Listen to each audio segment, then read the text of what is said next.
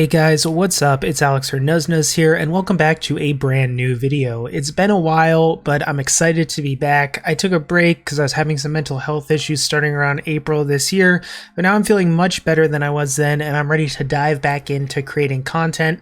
I've missed out on a lot in RuneScape 3 recently, but there are way more videos coming and on the way. Now, for this video, as a main in RuneScape, one of my favorite things is finding unconventional ways to make money. In a game as old as RuneScape, there's a plethora of content that often goes unnoticed and isn't interacted with as much as newer content. In today's video, we'll explore various aspects of RuneScape to determine if they're considered dead content or if there's actually some decent money to be made there. Now, this isn't meant to be a guide, but I'm going to share what I do, rate each method on a scale of 1 to 10, and showcase the GP per hour I achieve, and just see if we can find some interesting methods. Now, without further ado, let's get into the... Wait, what is that? Hold on guys, I hear somebody knocking. Oh wait, I know who that is. It's Atlas VPN. Thank you Atlas VPN for being the sponsor of today's video and allowing me to continue making these videos full time. Atlas VPN is the most affordable VPN out there, and right now they're running a huge discount. For just $1.70 per month, you'll enjoy unparalleled online protection, but there's also more. You'll get an additional 6 months for free, all backed by a 30-day money-back guarantee. Atlas VPN is more than just a VPN. You can watch your favorite shows from anywhere in the world, effortlessly unlocking content like Friends on Netflix. You can save money while shopping online. Atlas VPN ensures you get the best deals on subscriptions, flights, hotels, and more. You can keep your Google searches private, exploring the web without compromising your data. And here's the best part, you can protect unlimited devices with a single subscription. Now you can enjoy the Black Friday price cut in Atlas VPN Premium for just $1.70 per month with an extra 6 months. Do not miss this limited time offer. Click the link in the video description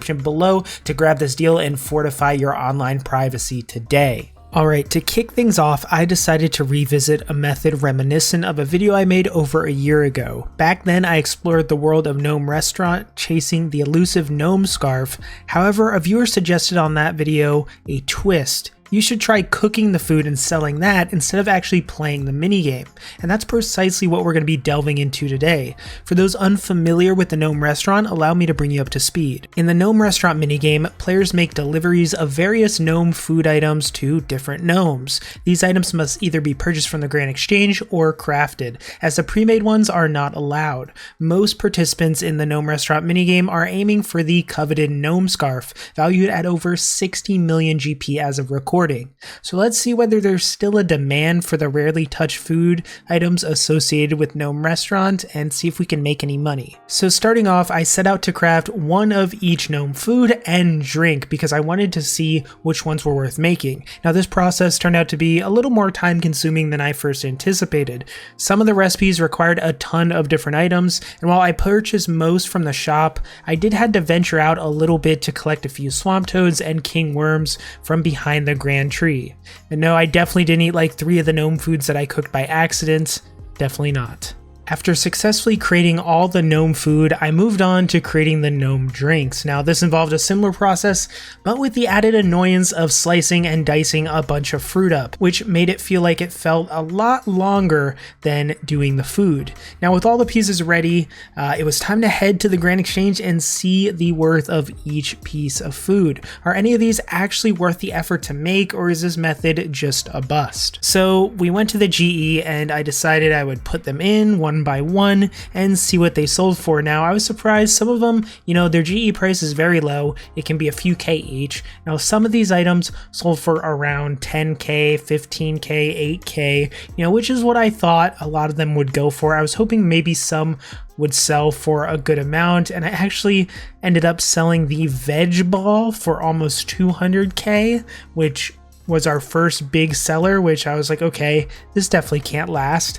So I sold that for 200K, and then I also sold a short green guy drink for 100K, which was also our second biggest item. Now, some of the drinks I forgot were untradeable, just a few, so I really made them for no reason. But out of all these, we had 2 items that seemed like they at least instant sold. Some person was buying them for 200K and 100K. So I decided to go back and make a few of these and see if we could make any money off this, or if it wasn't worth it. mind you, at this point, I'd already spent like 20 to 30 minutes just making one of each item, so I have already consumed a lot of time doing this. So I decided to go back and make a few of these items and see if they would continue selling.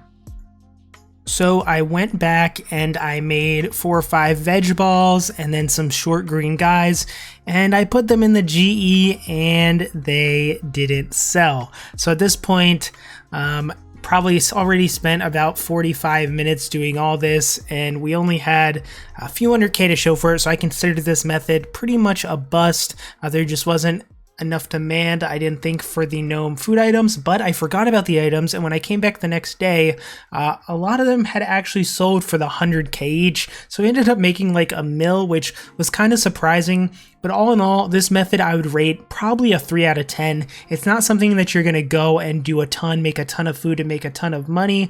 What I would say, maybe it could be worth it for you going, making a few items, seeing if any specific ones are in demand, then leaving them on the GE for a few days and, you know, making a nice passive 3 to 4 mil. The other problem I ran into was the shop actually ran out of stock of the ingredients I needed fairly quickly, so I'd have to wait for them to restock to make even more of these items.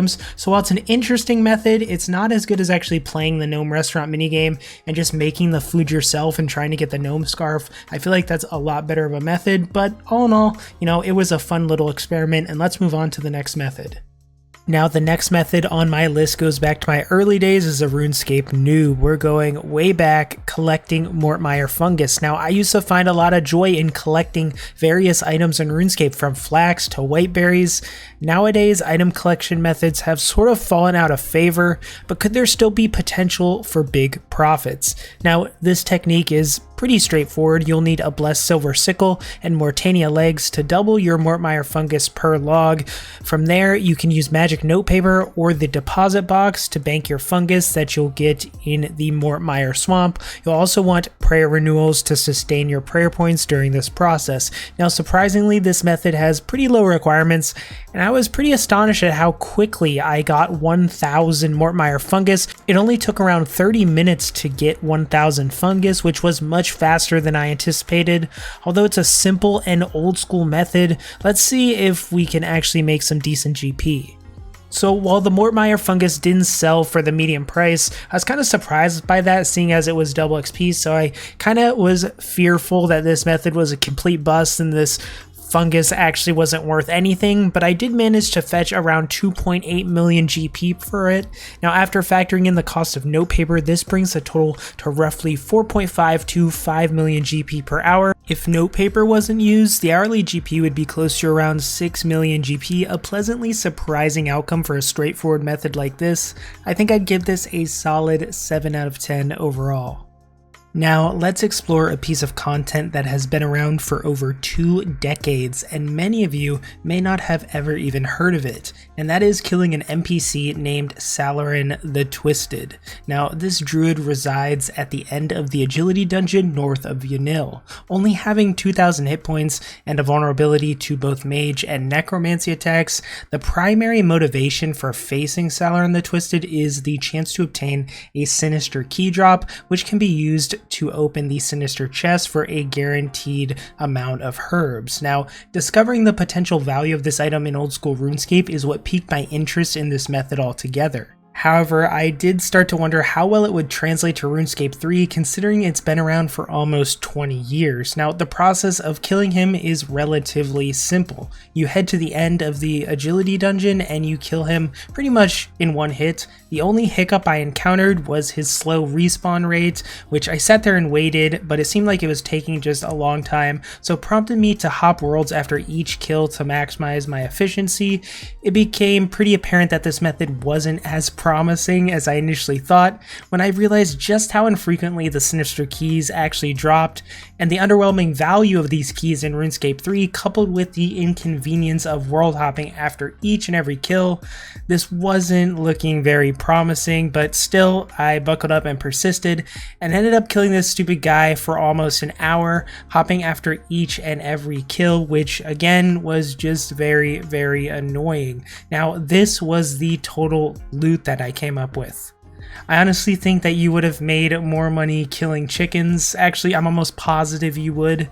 While this method is pretty bad for mains, it maybe could have a little bit of use for Iron Men, as the Sinister Key can be used to get some of those guaranteed herbs. So maybe if you're a lower level Iron Man, maybe this could be useful to you. But yeah, all in all, I'd give this a 1 out of 10. The worst method we've done so far, definitely dead content. So our final method ventures into the realm of clue scrolls, and you might be thinking to yourself, well, clue scrolls aren't dead content, and you'd be right. However, within the spectrum of clue scrolls, there's one tier that sees significantly less engagement than the others, and that is the medium clue scroll.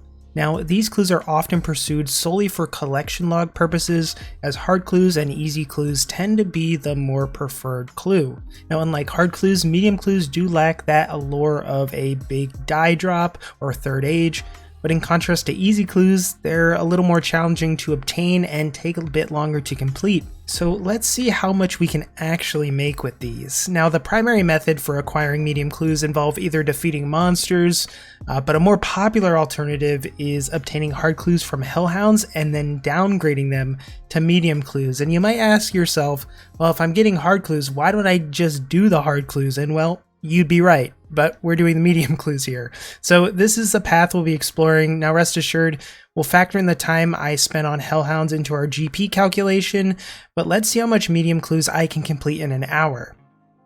So medium clues proved to be a bit weird considering I haven't done many of them in the past. Some steps required me to kill monsters in one area, retrieve a key, and then go all the way to another location to open drawers for one step. While not overly challenging as a clue type, I can certainly see why they're completed less frequently than the other clues. And in the span of 1 hour, I managed to do 19 clue scrolls. Again, I haven't done a lot of these. I'm not the fastest, but that's how many I did in the hour. So let's see how this loot stacks up. Alright, so as you can see by the loot here, we don't really have any surprise drops we can get. Like I said, there aren't any dies, there aren't any third age items, so it's basically all fortunate components, normal loot, and potentially master clues, which we did actually get a couple. But as you can see, I did end up getting quite a few fortunate components. At first it wasn't looking too good. I was kind of scared that I wasn't going to get like any and this was going to be terrible, but that proved to not be true, as we ended up getting quite a few double fortunate component clues, which adds up quite a bit as they're pretty expensive right now. So if we look here at the end, you can see that after 19 medium clues, we didn't get any ranger boots or anything. I guess ranger boots would be the kind of the super rare thing, or like a briefcase, although they're not super expensive like they are in old school RuneScape, but we ended up making 16.3 mil. Now, if we factor in the time it took to get the clues from hellhounds, it'd probably be about 45 minutes, I'd say. So an hour 45 minutes for 16.3 mil. We're looking at anywhere from 8 to 10 mil per hour. Now, if you could do these even faster, you could probably make even more, but again, I think easy clues are better GP per hour than that, and hard clues are definitely better GP per hour than that. So medium clues probably are the least GP per hour that you can make in the clues. They don't have very exciting rewards, but it's still not bad. And if you are looking for something different, maybe you want to go for the medium clue log and you're just looking to switch things up, they can actually make you a decent amount of money. So I was really happy with this. I'd give this an I'd say a 7.5 out of 10. Of course there are better clue scrolls, but this is still a very solid moneymaker. So yeah, this video was really fun to make. These are my favorite types of videos to make. We're getting close to 40k subscribers, so make sure you hit that subscribe button so we can get there one day. And yeah, more videos to come, guys. Hope you guys enjoyed this one, and make sure you check out Alice VPN in the description. Thank you again for sponsoring this video, and I'll see you guys in the next one.